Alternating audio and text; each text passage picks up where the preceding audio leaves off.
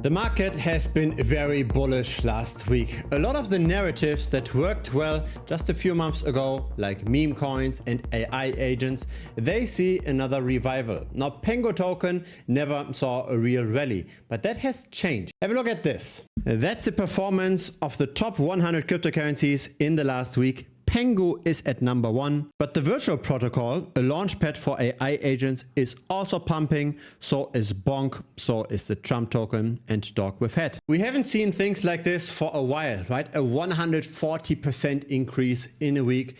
This doesn't really smell like a bear market anymore, right? We might be turning around again. Now here's what's fascinating.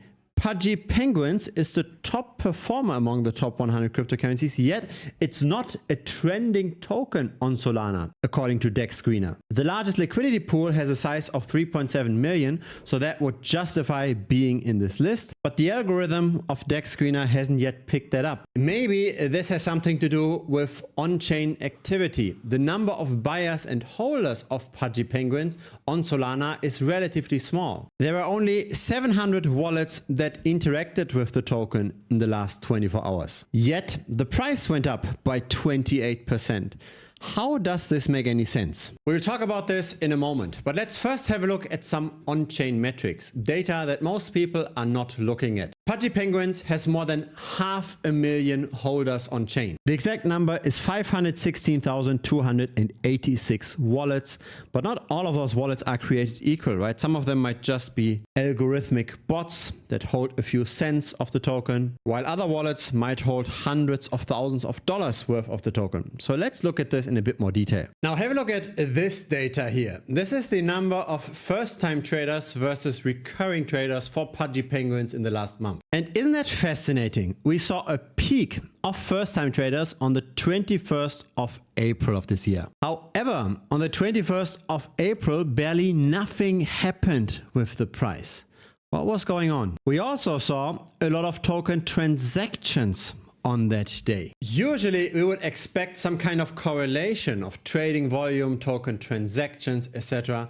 This is not what we saw with Pudgy Penguins. Somebody somehow prepared for this pump, I believe. Here's the trading volume per day. And while there was a lot of trading volume at the beginning, which then slowed down, we now see in the last few days again more movement happening. And so this is quite fascinating, right? If somebody is manipulating the price of Pudgy Penguins now, created all of those wallets that bought the token, then we should also see this in the trading volume split up, which indeed we do. Have a look at this peak here. On the 21st of April, suddenly 72% of trading volume happened by small retail wallets. So those are wallets that have less than $1,000 worth of Pudgy Penguins. So apparently a lot of small wallets got into the token at a time when the price barely moved. It looks like somebody wanted to conceal their actions, because when we look at just the number of retail investors versus whale investors, we don't see that much of a change over time. So on the left side, we see the number of wallets that have at least 100,000 Pengu tokens. So at the current price, that's roughly $1,000 worth of the token. For the chart in the middle, it's $10,000 worth of the token. For the chart on the right, it's $100,000 worth of the token. Really, there hasn't been that much change in the last few days. There were only a few whales that might potentially have bought. The middle didn't buy whatsoever. And again, there were the few small wallets that also got their tokens transferred into the balance, not necessarily buying it on the decentralized exchanges. So here's what I think was going on. Somebody wanted to manipulate the price upwards, which indeed also happened. The reason why somebody might have been interested in this is because many people bet on falling prices of Pudgy Penguins. Pudgy Penguins tended to underperform the rest of the market for quite a while. At the same time, the tokenomics aren't that great, as in it's one of the very few meme coins that actually has an expanding token supply over time. Here is the vesting schedule of Pudgy Penguins according to CryptoRank, which interestingly enough is slightly different to the vesting schedule shown on Tokenomics AI. Now both of those show an expanding supply, so it probably doesn't matter too much which one is true, but given the abysmal long-term performance of Pudgy Penguins up to the 21st of April, it was a very reasonable thing to just bet on falling prices. And so we don't see that much trading volume on the spot market, and most of that happens on Binance.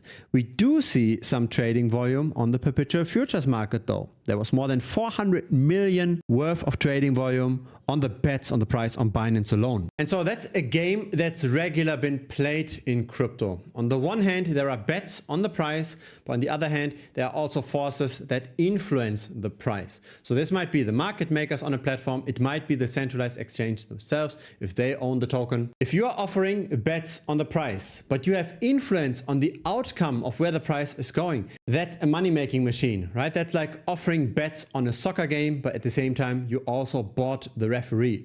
That's what's going on with crypto very regularly, and it's also what's going on here with Pudgy Penguin. Just have a look at the short liquidations on Binance in the last few days with this Pudgy Penguins rally. Those liquidations are direct fee revenue for the market makers. At the same time, the open interest is increasing. So more and more people are now betting on falling prices of Pengu. People are skeptical of this rally. And this is even more pronounced when we see the open interest funding rate. Currently, it's very expensive to bet on falling prices. The shorts have to pay the longs, and they have to pay at a pretty expensive rate. This is 0.0368% per 8 hours. When we annualize this, that's roughly 50% per annum. So if you currently bet on rising prices of Pudgy Penguins, if you're betting on this rally to continue, you're getting 50% APY on the perpetual futures exchanges. And that's why some people might consider buying more and continuing this trend, squeezing the shorts even further. And so let's see how this ages. I believe that Pudgy Penguins is likely going to go further up from here. I don't have a crystal ball. I'm simply just looking at what other people doing in the different markets. And currently there is definitely no market balance. Currently there's still a lot of incentive to squeeze the shorts even further to push up the price more. Now it appears as if everything is going up in this market, but it's not as easy. It's still in the end a player versus player game, and a lot of people got wrecked before this rally. The top performing crypto categories right now are Politify, but also picking up now Solana memes and AI agents, all the kind of tokens that did very well just a few months ago. Now, especially with the smaller altcoins, it's not a fair game. It's player versus player, but it's also insiders versus the public. The public doesn't know as much as the insiders, and so on average, the average retail investor does lose money. It's really a rather mixed picture. Have a look at this. This is Solana's trending tokens. There's some green, there's some red, but in the end, even during the Memecoin hype in the last few months, Bitcoin dominance continued to go up. So clearly, it's not enough to just buy a representative basket of altcoins and hope for those to outperform Bitcoin.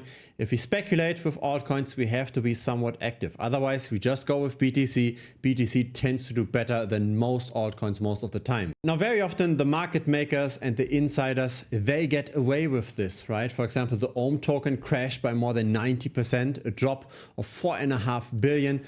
Up to this day, we still don't know who profited from this crash. The money is not gone. It's just held by somebody else. Now, what can we do in a situation like this? I think the best approach is to try to be as close as possible to the insiders. And that's the nice thing about the blockchain, right? We can see the official transactions. And if we do a bit of digging, we can find out the wallets of people that move prices. For example, over here, we've got transactions of Kyle Chessy and of other influencers that bought SPX 6900 very, very early. When we found the wallet of an insider, we can get notifications whenever those people buy and sell something. And because of that, I made a video on SPX 6900 in the early days. And that video was not that popular because most people didn't know about the token at the time. But it came out when the price was still at 10 cents. It then made this parabolic run of 1,300% and of course crashed back down with the rest of the market. But I try to be early on this channel. I try to cover tokens that are bought by the insiders that still have upside potential, so feel free to subscribe over here. Now here's another example. Fartcoin. We got purchase notifications at 4 to 5 cents. And subsequently, there was a 4000% run. Then, of course, our correction. But still, from that signal, the price is up almost 2000%. It's all a player versus player game. The insiders make most money. And the way we get all of those signals is again by finding the wallets of people that influence the prices. So again, with the example of Kyle Chessy, we've got 12 of his wallets. In total, we track more than 419 wallets. We find the wallets through various approaches: the NFTs that they hold, the current holdings that they might make public, related transaction wallets, all kinds of different approaches. There are dedicated tutorial videos on how to find influencer wallets available as well. What you're seeing over here is the paid Telegram channel. So we've got a dedicated chat just on finding new influencer wallets, where we then add them to our tracking channel. So that tracking channel is also available, of course, to the premium members. And so the closer we are to the people that move prices, the more we can mimic their performances. So over here, what we see is various trades that have been made by the community. Of course, I'm not sharing the exact tokens that have been traded, but yeah, those are some examples of what is achievable with the right information. So feel free to check it out. It's currently $125 per month. The link is down below. It's thebitcoinstrader.com. You will also see a link to the premium membership now directly popping up on this video. Again, if it's your first time here, feel free to subscribe. A like would be very much appreciated as well. It helps the channel grow. See you next time on YouTube, or see you in premium. Cheers.